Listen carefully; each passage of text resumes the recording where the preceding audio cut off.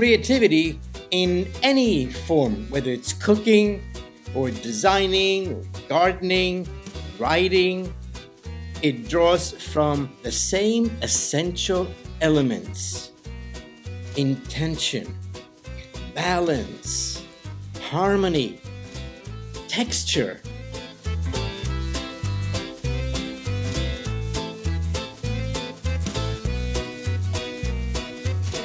You want to blend these elements in perfect symmetry in order to shape the final outcome, the final design.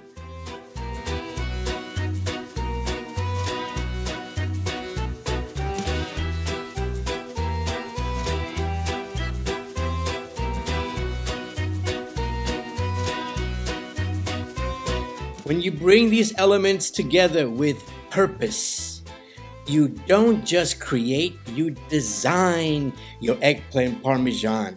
You design your future. You design your life. Ooh, look at that. Buon appetito!